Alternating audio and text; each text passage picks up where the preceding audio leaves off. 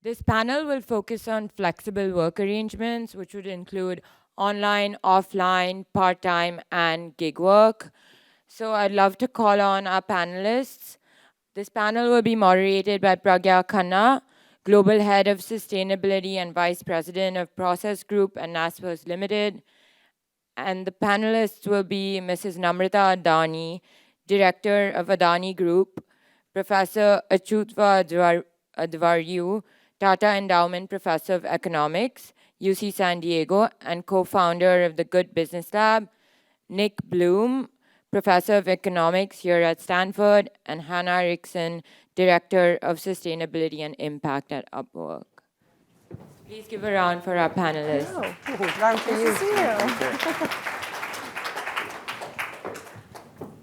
Thank you so much for having us here. And I hope everybody's, you've done mic tests, they seem to work. Does everybody just want to say hello and a quick introduction? Then we know if the mics work. It's working. Brilliant. Hi, I'm Ach Advaryu. Nice to be here. Hi, everyone. Hannah from Upwork. And Nick Bloom from Stanford. Hi, I'm Namrata, all the way from India. Wonderful. Thank you for making the journey. Lovely to be here. So I have the absolute pleasure of hosting a very diverse set of panelists who hopefully will bring very diverse perspectives on what is gig work. So why is gig work important, or why do I have an interest in it, is because our company has invested in multiple digital platforms. We primarily invest in digital platforms across the world that have, across our portfolio of companies, we have about 20 million gig workers in there. So it's very, very interesting to us, but this is offline gig work. And what's really interesting in the work that Sohani and the team has been doing, but first of all, what a cool academician with an entrepreneur in residence inside her. So well done for all the work that you've done today.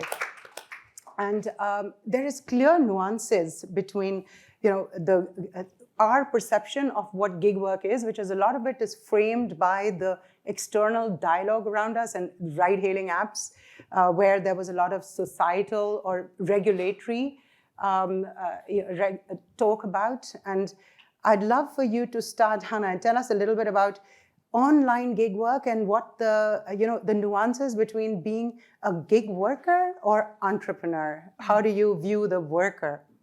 Thank you. Great question. So I saw Upwork has been mentioned a few times. How many people in the room, just show of hands, are familiar with what Upwork does? Okay, wow. So I don't have to do very much explaining. I'll just give kind of the basic overview. Upwork, of course, is a global work marketplace. That means that we have talent and clients in over 180 countries globally. Since we started tracking, I think in 2006, freelancers on Upwork have made over $25 billion collectively. And so any work that can be done remotely, any sort of knowledge work that can be done digitally can be done on Upwork. Our largest work categories are things like web, mobile, software development, marketing, and creative work. But we also have admin, legal, you name it. If it can be done remotely, it can be done on Upwork. I will say, I joined 4 years ago, and even at the time, I had some misunderstandings of what Upwork really was. And so one of the sort of challenges is to make sure people really understand how to use Upwork effectively. And a lot of people think of Upwork as sort of an online temp agency. We don't think of it that way. People certainly can figure out how to use it that way and find ways to be successful. But, I think there's a really important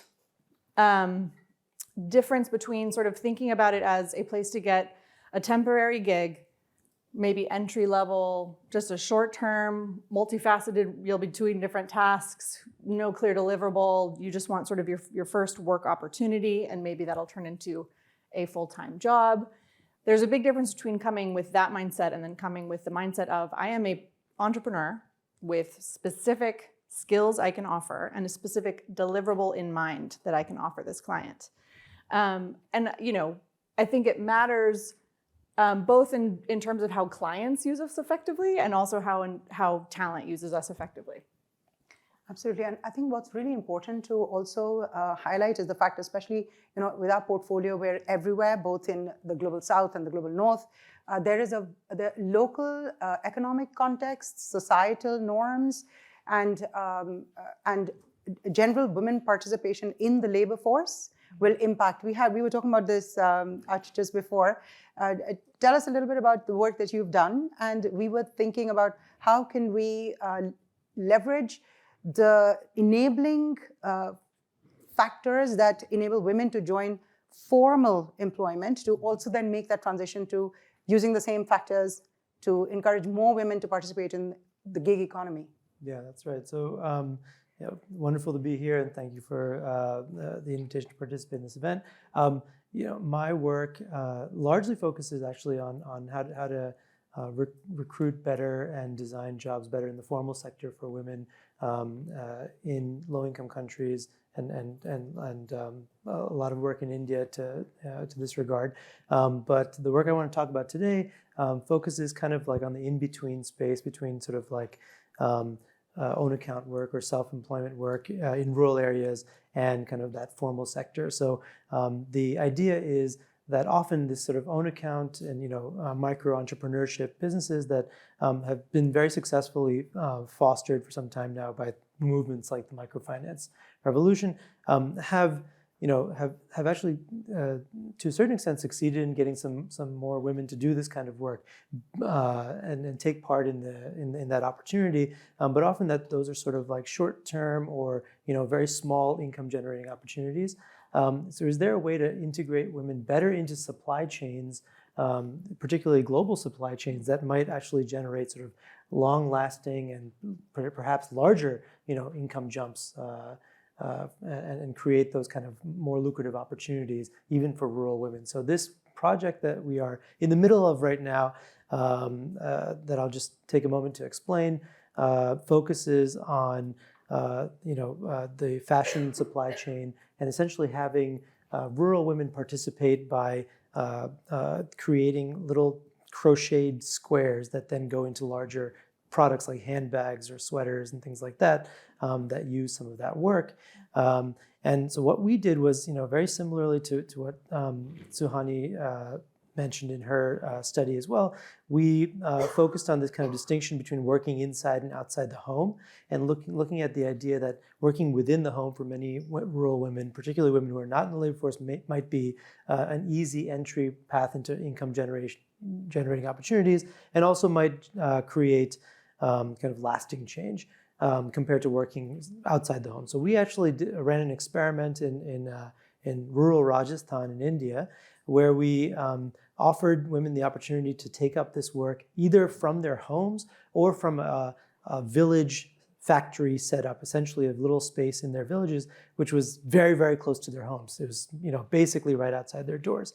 And, very similarly to what Suhani found and Lisa found in their work, the take-up differences are massive with respect to women really wanting to work within their homes on these products. And not only is take-up more, the effort that women put in is greater, so they actually work about 88% more hours when they're working within the home.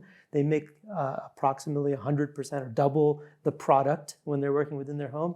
And similarly to what Steve just mentioned, productivity actually goes up substantially as a result of working within the home. And a big part of this is, we think, learning by doing. So, when you make these products, you start out kind of slow, and then you speed up, and you're much better at making quality products. And that occurs more within the home because women are just able to devote a little bit more time to it. Part of this comes from multitasking as well, which, as we know from the pandemic, we all probably experienced this. That's a double-edged sword of, distracting and potentially productivity killing, but also when you're able to multitask effectively, as women tend to do, in these settings, you actually find that productivity on net goes up.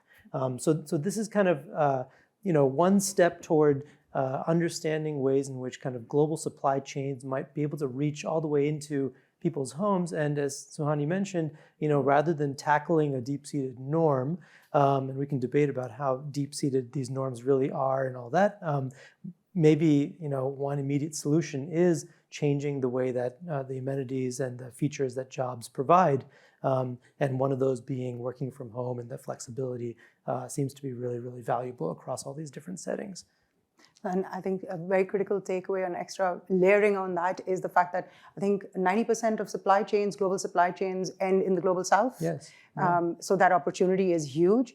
And if we would overlay an Upwork sort of an idea onto this, and imagine if we had, a company agnostic platform, digital platform, where these women could log on with whatever sort of expertise that they can bring. It doesn't matter if then it's for H&M or for Zara or for whoever, whichever other, So I think technology has a very easy, quick opportunity there to go from which could be online enabled gig work for the same women. So the next step.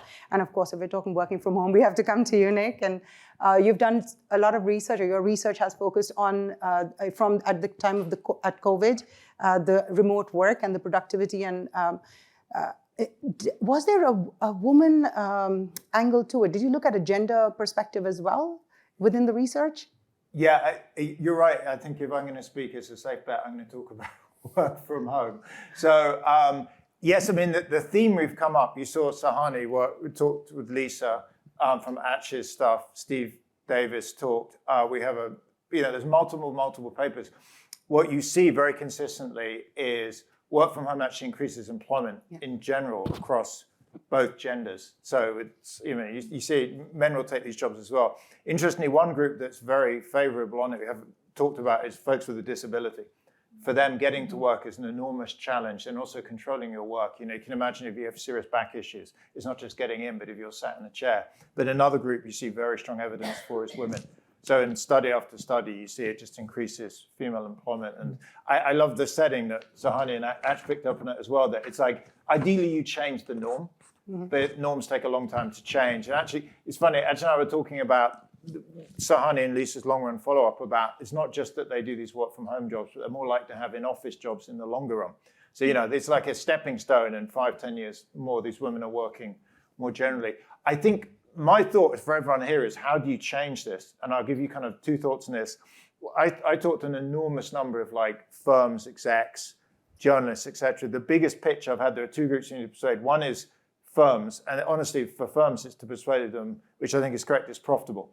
So if you're going to tell a CEO, you should support hybrid, you should support remote, you want to persuade them it is profitable for your company, because ultimately they'll do that.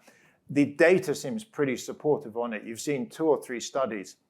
We had one in Nature last year, a very kind of similar setup where we did an A/B test on work from home in a company called Trip.com. So they're listed on NASDAQ, they're worth about 40 billion.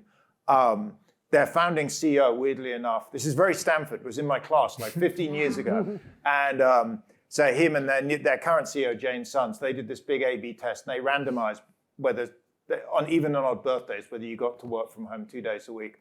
And what you find is working from home had no effect on performance. So everyone says, well, surely you've got to come into the office for mentoring, for creativity, innovation. But once you're in the office 2-3 days a week, the value added of those extra days is very low. So the productivity scores and performance and promotions, all of this thing is flat. What you did see is quit rates fell by 1/3. And quits are really expensive for companies. So typically the estimates, every person that quits costs you $50,000 to $100,000. And so for Trip.com, which is a publicly listed company, this was like a no-brainer. It was increasing profits by 10, 20 million a year. So, much like Sahani, they were seeing this over and over again. Productivity typically is flat or up. Turnover is lower, and it's very profitable. The other angle, I think, is for politicians. Everyone's kind of aware of what's going on domestically. A more interesting thing is Australia. Is anyone here following Australian politics? Probably Election. A few. So they're having an election coming up. Yes. Pretty fascinatingly, in Australia, I wish I was there. Work from home has become a big topic.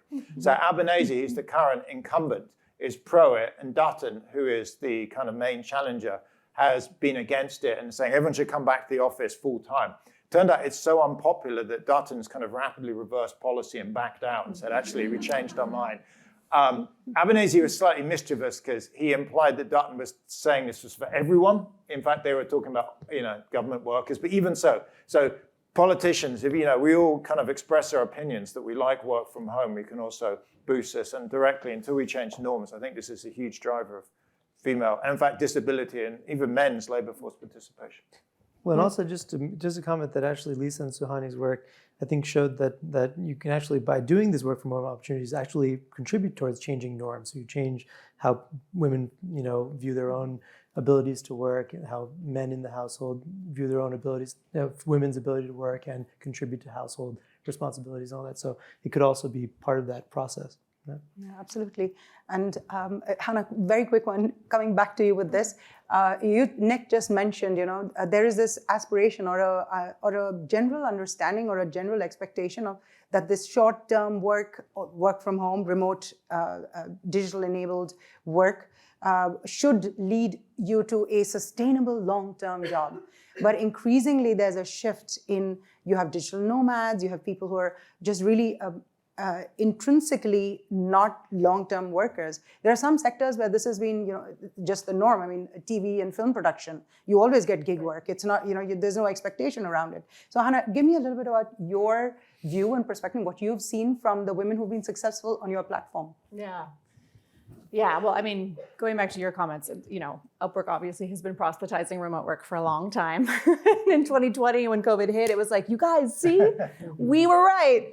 And now there's a little bit more pushback, so we're still kind of having to make the argument. But yeah, I mean, we think of flexible work. When most people think about the term flexible work, I think they're thinking about, or hybrid work, they're thinking about remote or in office. And we see that, right?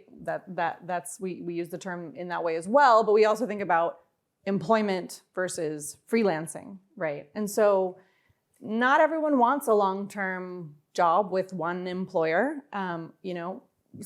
Unfortunately, the truth is that employment itself has gotten shakier, right? None of us have very few of us have the many-year pensions that once existed, or, the people are moving from job to job more often than they used to. And so I think a lot of people have rightfully realized I can actually have more job security if I have multiple clients, or I have a clear deliverable skill I can offer, and I can bring in this client and then that client and then that client on the platform and continue to work with multiple clients. So yeah, I think, we don't want to sort of dictate what success looks like. If someone wants a long-term job, or if they want to even just work as a freelancer for a single client long-term, then great. I mean, if they can find that relationship with a client on Upwork, more power to both of them. But yeah, I think, we think of terms like tenure, right? The goal on Upwork isn't necessarily that you're going to have a long tenure with one client. You want your pay, you want your hourly rate, or the rate that you're being paid at. Maybe it's based on milestone, maybe it's based on hour. You want that to be good. You want to sort of have the flexibility to choose which clients you work with and what hours you work for them, what hours you're working for them. There's a lot of asynchronous work happening on Upwork. And in the context of women, obviously, that flexibility really helps. If you are a caretaker, either for children or elderly parents, it really helps to just be able to choose when you work. And we've surveyed our customers, freelancers on the platform, to say, hey, do you feel empowered to choose when you work, or are actually clients kind of dictating? And overwhelming majority, 75%, yes, I can choose when I want to work. The client's not dictating that. I do the work when I need to do it, and I deliver the final product when we agreed to. Wonderful. Mrs. Adani, you are building the workforce of the future in all your educational institutions that you run. Yes. Is this a consideration of, there has been a massive shift from the idea of employment. Traditionally you would have lifers. People would go into an organization and then come out 40 years later with a pension. And then there has been this whole remote work opportunity. People want more challenges, they want more diversity in their career paths. In your student population, do you see a shift in their desires, or is that completely, or is it still the ideal employment is 40-year job in one company? Thank you for that question. It is very difficult, because in corporate, a lot of people say that it is very easy to do things, but, we do follow a lot of government regulations also. So we do have a lot of challenges in that perspective because, not everybody wants to work, or the teachers, or we recruit them, they don't want to work in those fields because, we are very particular because we have to give them the laptops and the data and everything. So if they work from home, are all safe safety goes away if they work from home. So on that context, I think it is very difficult for them to work from home. So how do you then think about the ed tech platforms that exist, that have become everything from Brainly to Udemy to all the, I mean, in India, there's a lot, there's, enabling people to learn when they want, how they want, and teachers or trainers to take these as gig jobs. No, they are doing, because we have two kinds of model. One is the rural development model, where we give them that platform that you work from home. We are giving this equipment. It's called Sakhi program, which is called a buddy program, wherein buddy, she does the mentorship in the rural village and she mentors the whole ecosystem there in the village. Okay. Yeah.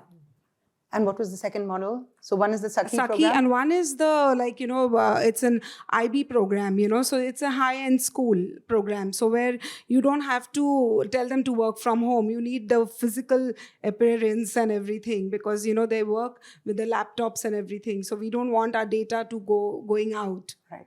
Yeah. But I know my son is sat here and he follows an IB program as well.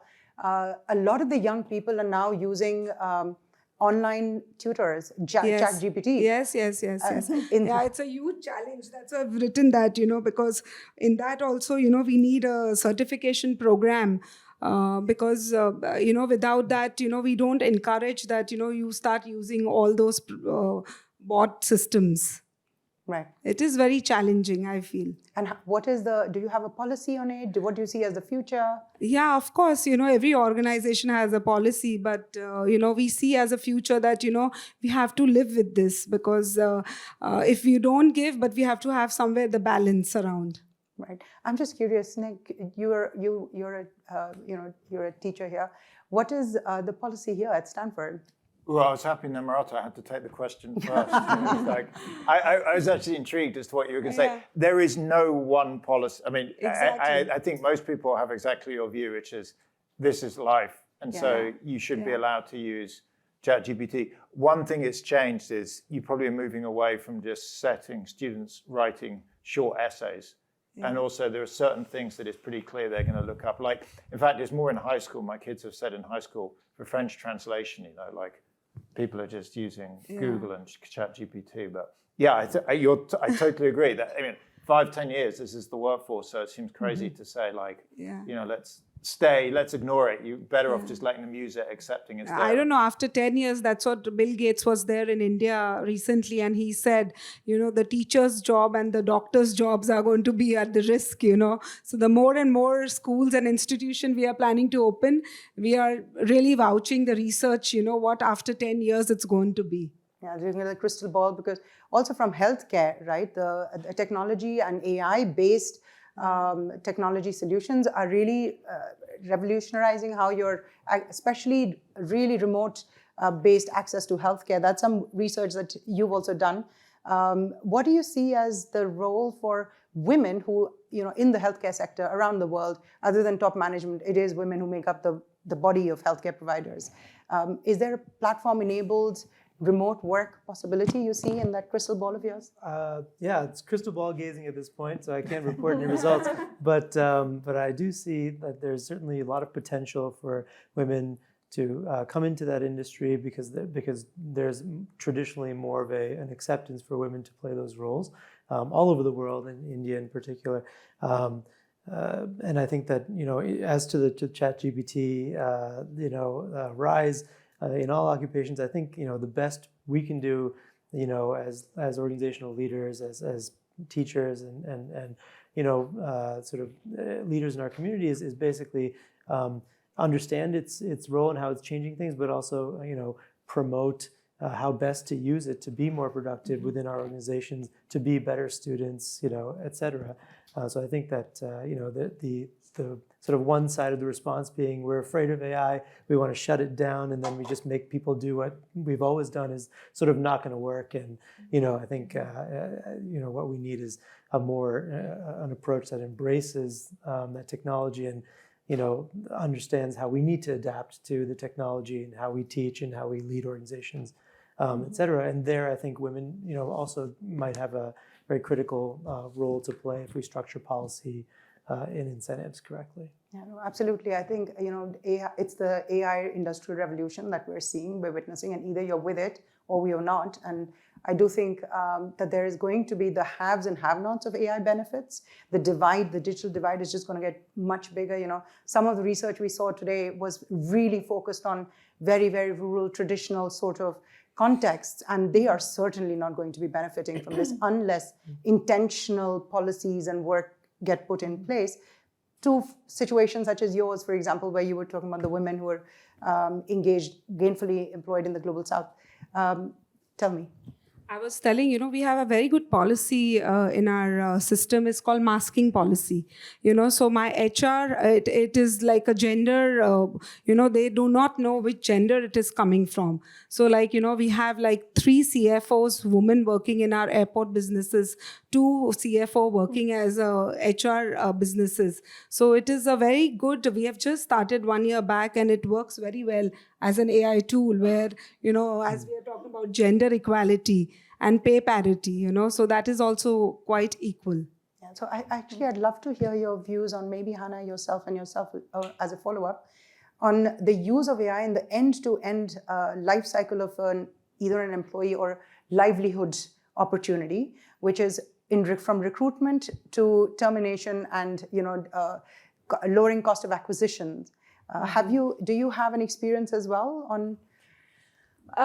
Well, yeah, what I can say is AI is the equal opportunity disruptor, right? When it's for so long been the manual labor that's been impacted by automation, and now you see knowledge work being impacted by AI. And so, of course, Upwork saw this very, quickly. Our stated goal is to really make the talent Upwork the most AI-enabled talent you can find.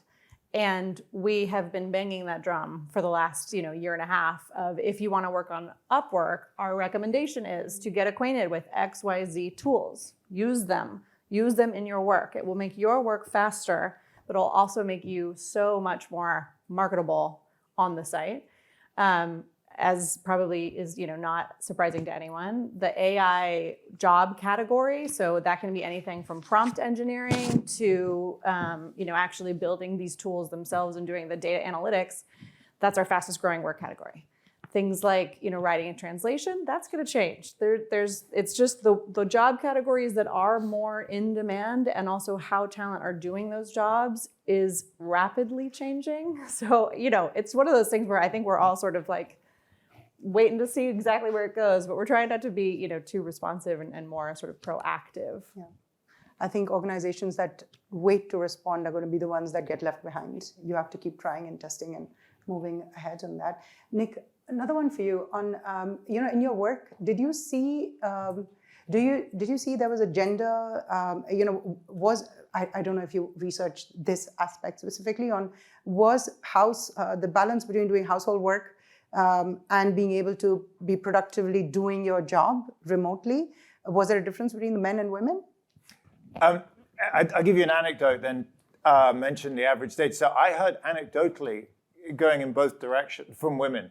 So, anecdotally, some women would say, look, it's great being able to work from, if they were primary carers, because, it's easier, and if I have a nanny, say, or, an au pair or something, I can watch them, or if not, I can pick my kids up from school.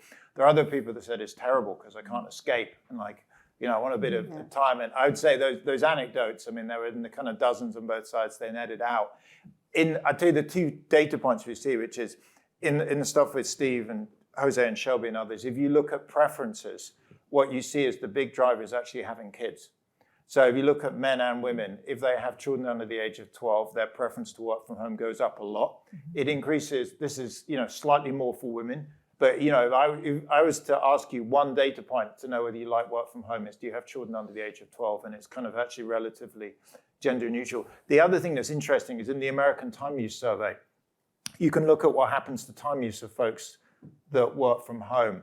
And you do see in levels that women do more housework and there's a number of home chores. But if you look at of people that work from home, the delta, the increase for men is actually somewhat larger.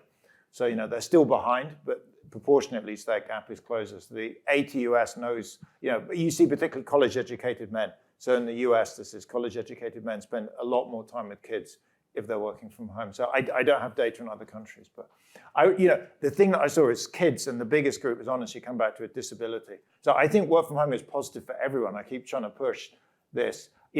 Talking to the current administration, the most frustrating thing is I know they're against it. I'm like, why would you be against it? Because the more people that are working from home, the more people are working and they're paying taxes.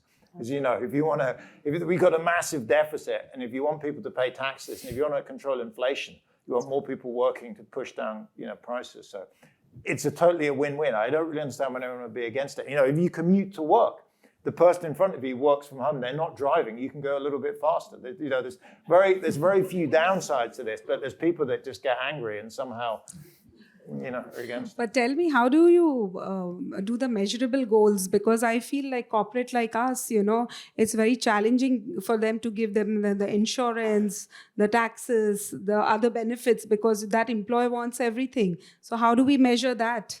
By the way, great point. I don't mean only about half of jobs can do it at all. So if you look in the US, which is kind of the most advanced, something like 50% of jobs you can't at all. So if you're like cleaning, the people that's going to serve the food, and then of the other 50%, roughly only 10% are fully remote. So most people, hybrid, this will be so much better in person than it. So most jobs now, a typical thing for my Stanford undergrads is you're going to be in the office 3 days, you'll work from home 2.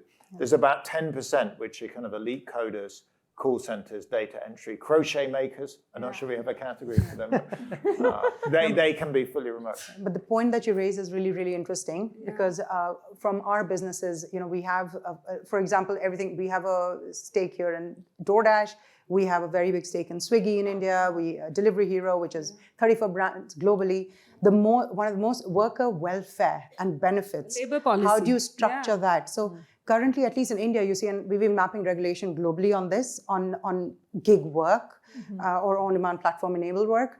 You see that there is, Europe sort of defines it, and then the rest of the world sort of follows, which is actually unfortunate, because also with the Indian government, how do you create? This is a third paradigm of work. It's not traditional employment. You cannot put regulations that suited traditional employment structures. Carte blanche on this new type of employment. And there is, how do you do insurance for a delivery driver who is multi-apping? They have the flexibility and autonomy to be able to deliver at the same time for 3 different, in the morning be a courier, in the afternoon do a lunchtime delivery, then be a courier, and then do dinner deliveries. So how do you structure insurance products for them?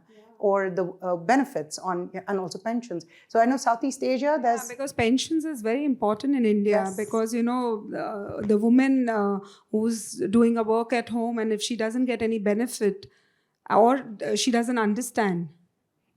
Yeah. So I know that the Indian government, for example, has just, it's not yet been implemented in a couple of states. Yes. I still think that the devil is in the detail of the implementation, because theoretically the idea is that you would have a pool that is run by the government, and then there's all gig employers or gig livelihood enablers would contribute to the pool, but the devil is in the detail. How does it work at Upwork for you? Where does the worker benefits come in? Well, so for our customers, for the freelancers on Upwork, it's wildly different depending on where you're working, right? It's a global platform. So if you are based in the US, you are giving up your health benefits and other things by not working for a full-time employer. Me personally, this is my personal view, right? I think that that's an unfortunate limitation, that your health benefits and the coverage for your family is then tied to the specific employer that you have.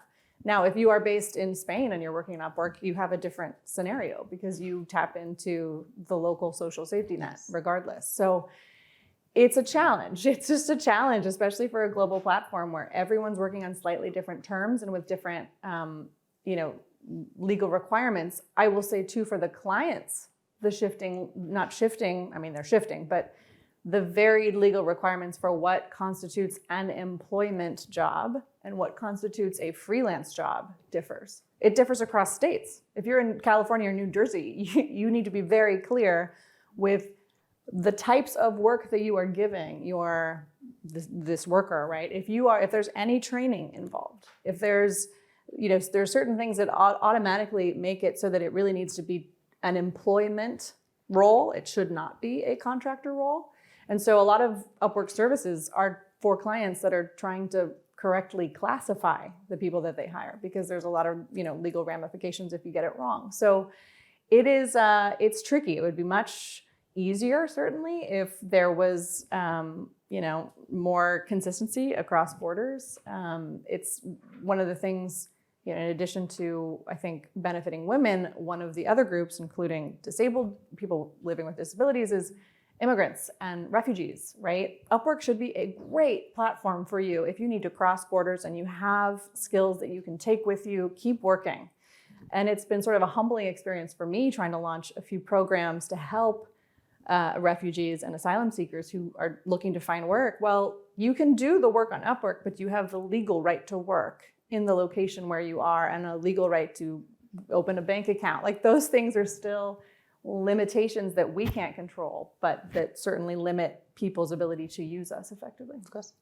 Just to comment, I mean, I think there's likely some, under exploitation of the ability for some of these benefits to be recruitment incentives for platforms, especially related to gig work. I think one model is, of course, to pay into a pool, and that's really hard to get right. That's I think been you're done very right. well in Singapore and Malaysia. Okay. So They've there, done a really yeah, good but job there. here in the U.S., I think the Black Car Fund and other things have tried to start this up, but it's been really difficult to sort of mobilize, get agreement from all the platforms. Yeah. Who should pay in? How, who classifies as a platform worker? Do you need to work on just one of these platforms for how many hours a week? To get certain benefits. But if we think back to I think personally also unfortunate role of employers in health insurance here in the U.S. Like, that was originally used as it came about historically as a recruitment tool for businesses, and I think that you might be able to use the same, leverage the same kind of incentive that if one platform offers certain benefits, they're going to have workers that are more likely to stick with that platform and work more intensively there, et cetera. And so, I think there's probably some under experimentation and maybe things that platforms can try around the world that show success stories in that regard. So, question for all of you, quick one on, do you then think that regulation, this whole classification and making it really complex for this third dimension of livelihoods and income opportunities, do you think regulation is stifling the sector very, very early? I've seen that with in the EU, for example, it's stifles a lot of innovation and growth, and the tech industry, for example. Especially on AI, we have the EU AI directive. Nobody knows AI yet. And then you have directive that comes in ahead of the industry getting to its maturity. Do you think that's something that's happening and globally? I mean, I don't know how much perspective you have on Southeast Asia, but in the US? I mean, short answer, yes. I think it's a problem. I think it's hampering innovation. I think it's hampering workers' ability to choose what is best for them in that moment, right? Remote work is great when you have kids, and I've benefited from that. And maybe in a couple years, that'll change for me, right? Like, we all have shifting lives and shifting needs, and if there's only one employment model in each geography or state, it's a problem. Right. In India, what do you think? So if we would not look at regulation as it exists, so if you could tell the regulators what the regulation should be to enable innovation, social innovation, economic innovation, what would that be based on your experience? I think, in our company like us, we are doing a lot of, not the people are sticking to one work, because if we have a business like cement business, or we are into airport businesses, so employee has that chance to change that business, so we keep on transferring them, from one organization to other organization. So that freedom of space is there. Right. Yeah. Fantastic. Any questions from the audience? We have 1 minute, 33 seconds. Otherwise, I have one. Oh, you have I one. think there's someone back there. Yes. 1 minute, 20, 19. Wow, lots of pressure. Thank you so much to the panel for sharing your valuable insights. My question was, and we've obviously had a lot of conversation throughout this day around changing norms and shifting cultural norms, etc. I wanted to ask if there were any findings around shifts in the distribution of intra-household care work. Yeah, especially in the low and middle income country setting. Shall I do? No, you take it. No, I mean, if I'm representing Lisa and Suhani's work correctly, I think that there was some increase in men in the household working on household responsibilities as a result of the take-up of this sort of work from home for women. So there was some like understanding of the value, of the economic value of economic opportunities for women in these households, and that men supported, put their work behind that kind of belief change and actually contributed in some way to the household. I'm not sure if I'm representing that accurately, so I'll leave it to them to clarify. We're measuring the same kind of effects in our experiment in rural Rajasthan. So I think, perhaps like the sort of the idea that norms are really, really deep-seated and are really hard to change is not well-founded, or that, there's, I think, ways in which certain interventions might change norms pretty quickly.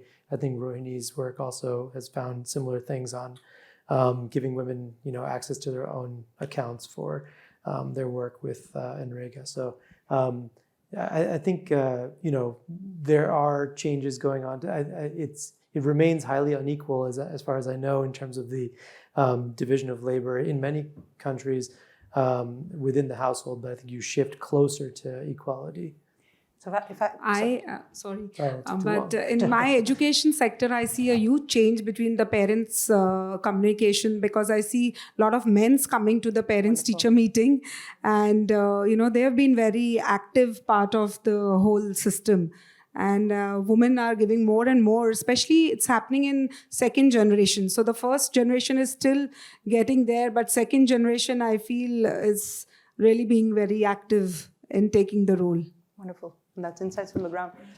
And if I may just add one and then a quick question. So, when we generalize about a country the size of India, 1.4 billion people, which India are we talking about? Because, the India that I know is where the household labor is not men or women, it's the help that comes.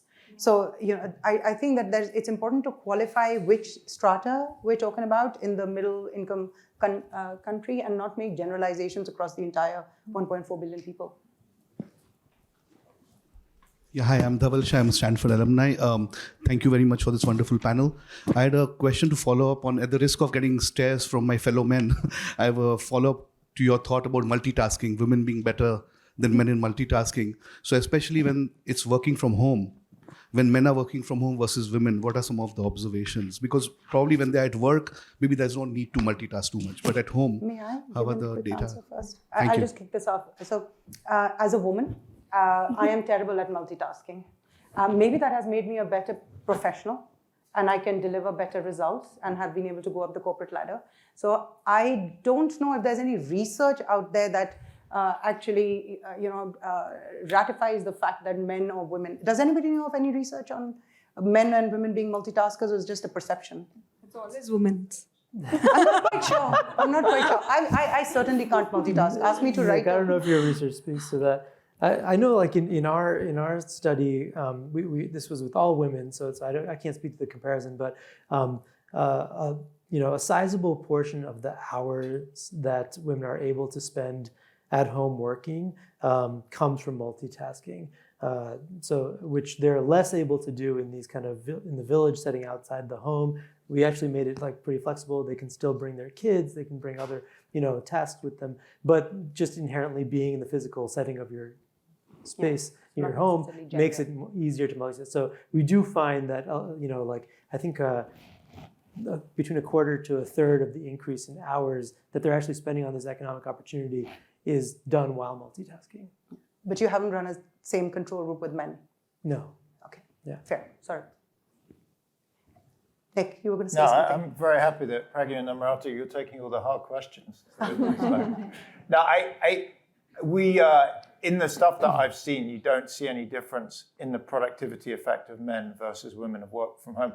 To be clear, come back to Namrata's point earlier, for some things like call centers and crochet making, it's very positive. For other things, it can be quite negative. So like teaching. Teaching is terrible on Zoom. I don't know how many people here would either taught or were teaching on Zoom. It's just awful.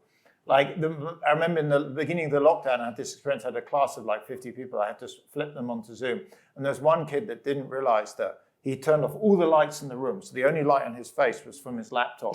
And he was wearing big glasses. So it's reflecting. And I'd be like showing slides. There was nothing was changing. And his glasses were changing. And I knew, at one point, I was like, I think he's watching The Sopranos. But like, teaching is terrible. Call centers are great. It really very much depends on the task. But everything I've seen when you've interacted, productivity effect of work from home, whether it's positive or negative, you don't really see any gender effect, actually. Yeah, the other thing I found is, I think the study's saying multitasking is not really possible. So people doing, there's probably many people checking their email right now, but it's like you're kind of 70% efficient of both, and it's hard to actually, you're better off doing one or something else. I think power of suggestion, telling a girl all her life that you're better at multitasking, so you'll do the housework, is let's move away from that. But thank you so much. I don't know if we're out of time, Sohani? We are now really officially out of time. It's been an absolute pleasure. We could carry on forever. Do you have one sentence each to just round up? Yeah, I think women have to take charge of themselves. And I strongly believe that financially independent you must be. And that's what my mother has taught me, and I'm passing that to my daughter also. Excellent. Intergenerational role modeling. Wonderful.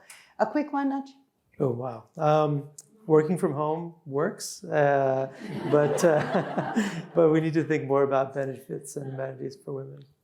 Yeah, I would just say, for researchers in the room, if you are interested in working with Upwork, it's so helpful for us to know, we're not doing long-term studies following different field groups on our own. We need researchers to help us do that work. So please reach out. There's a welcome. I actually took my sentence, actually. It's like, so Peggy, why don't you go? She lives in Amsterdam, so give us the Dutch perspective on all of this, maybe. The Dutch perspective is, there's the entire gig work dilemma is happening as we speak. There's a lot of European regulation that's following one after the other. It's going to kill the business models. And so I do think that we need to educate ourselves about the benefits, the flexibility, autonomy, especially for a very, very quick data point here. Across our food delivery businesses, everything from, as I said, Swiggy in India, Delivery Hero, and DoorDash. I was chatting with Elizabeth, who leads policy at DoorDash here. And I said, how many women do you have? Anticipating it's in single digits, the percentage. 60% of Dashers are women. Because you can deliver a burrito with a child strapped in the back, but there are not many other jobs that you can do. So there's a lot to be said for gig work and the opportunity for women out there. I think we can close on that. Thank you for listening. Thank you, Sohini. Thank you so much for calling us. And we want to more and more interact on this topic because it's really, really very important. Wonderful. Thank you.